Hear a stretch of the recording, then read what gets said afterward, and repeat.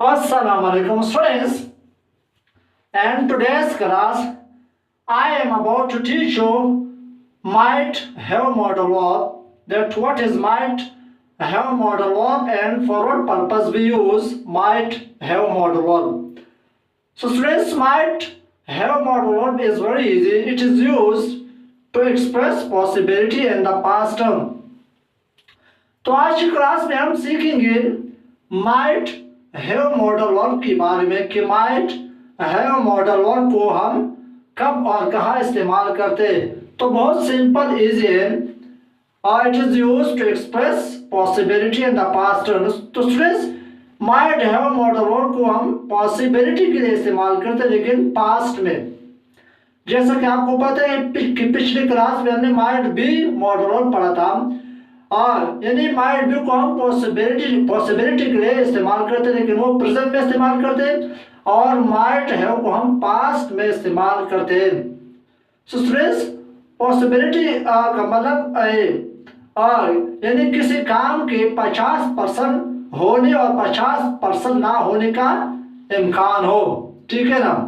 इन students, जब भी आप किसी की गुजरे हुए वक्त में किसी की पॉसिबिलिटी को बयान करना चाहते हैं, तो इसके लिए हम माइट हैव मॉडल वर्ब का इस्तेमाल करते हैं। और दूसरे नंबर पर इसका जो उर्दू पहचान है कि उर्दू में हमें कैसे पता चलेगा कि माइट हैव मॉडल वर्ब का जुमला है। तो स्टूडेंट्स, उर्दू जुमले में शायद या हो सकता है और आखिर में चुका हो, चुकी हो और चुकी हो वगैरह आता है। तो स्टूडेंट्स, जरूरी नहीं कि चुका हो, चुकी है आ जाए। तो स्ट्रेस इसकी जगह या अलिफ है या छुट्टी है या बड़ी है भी आ सकती है, ठीक है ना। और तीसरी नंबर पर इसका जो फार्मूला है, पहला जो फार्मूला है पॉजिटिव फार्मूला है और दूसरा नेगेटिव फार्मूला है, ठीक है ना। चलो आते हैं पॉजिटिव फार्मूले की तरफ। तो पॉजिटिव फार्मूले में सबसे पहले हम सब्जेक्ट लगाते हैं पेन माइट हैव, और फिर तो वर्ब की थर्ड फॉर्म हम लगाते हैं और प्लस ऑब्जेक्टिव। तो ये है पॉजिटिव फार्मूला। अब आते हैं नेगेटिव फार्मूले की तरफ। नेगेटिव फार्मूले में सबसे पहले सब्जेक्ट, फिर might plus not plus have plus third form of verb और प्लस ऑब्जेक्टिव। तो ये है माइट हैव मॉडल वर्ब के फार्मूले। पहला फार्मूला पॉजिटिव फार्मूला है और दूसरा नेगेटिव फार्मूला है। तो नीचे हमने चंद जुमले लिखे हैं। इंशाल्लाह इन जुमलों को हल करने के बाद आपको माइट हैव मॉडल वर्ब सही तरीके से समझ में आ जाएंगे। तो चलो स्टूडेंट्स, पहला जुमला है शायद वो घर पहुंच चुकी हो। तो स्टूडेंट्स, पॉजिटिव जुमला है, तो चलो पॉजिटिव फार्मूले के मुताबिक हल करते हैं। तो फार्मूले में क्या, सबसे पहले हम सब्जेक्ट लगाएं, ठीक है ना। तो सब्जेक्ट क्या है, ही। फिर आगे क्या है फार्मूले में, might have, he might have. फिर आगे फार्मूले में क्या है, वर्ब की थर्ड फॉर्म यानी पहुंचना। तो पहुंचना की इंग्लिश है अराइव, और अराइव्ड थर्ड फॉर्म क्या है, arrived. He might have arrived, और आखिर में object home. He might have arrived home, शायद वो घर पहुंच चुके हो। तो स्टूडेंट्स, अगर आप इसी जुमले को देखो तो इसमें यानी पॉसिबिलिटी बयान हुआ है, लेकिन पास्ट की पॉसिबिलिटी इसमें बयान हुई है, ठीक है ना। और दूसरा जुमला है शायद वो घर ना पहुंच चुकी हो, यानी इसी जुमले में नेगेटिव जुमला है। तो चलो जो दूसरा स्ट्रक्चर है नेगेटिव स्ट्रक्चर के मुताबिक चलो इसको हल करते हैं।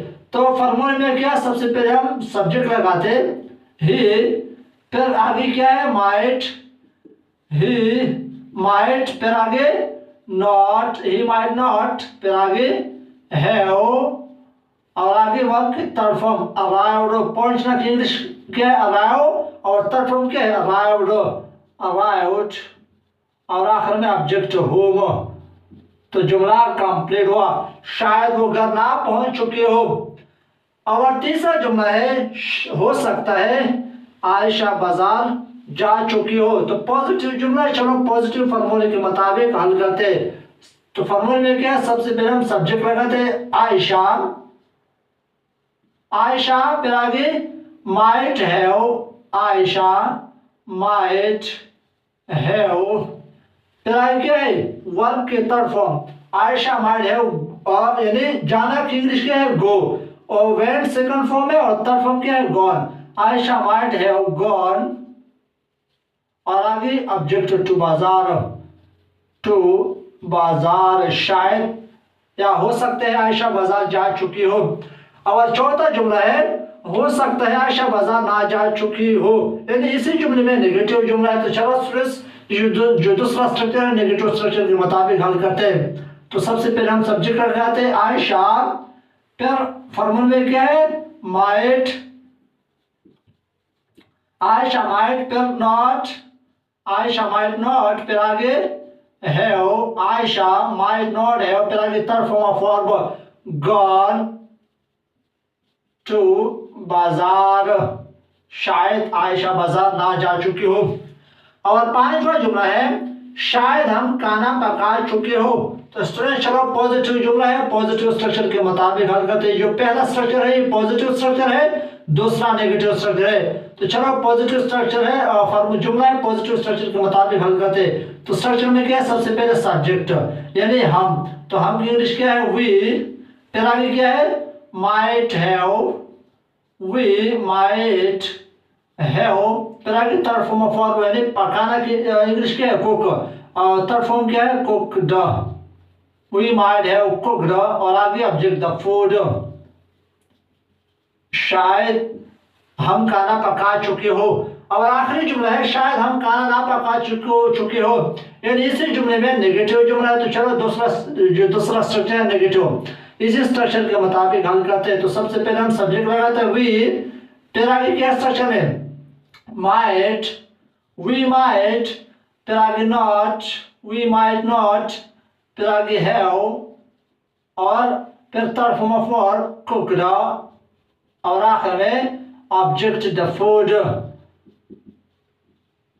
The food. तो जुमला कंप्लीट हुआ। तो स्टूडेंट्स उम्मीद करता हूं कि माइट हैव मॉडल आपको सही तरीके से समझ में आ गई होगी। तो बहुत सिंपल है कि माइट हैव मॉडल को हम पास्ट की पॉसिबिलिटी के लिए इस्तेमाल करते हैं।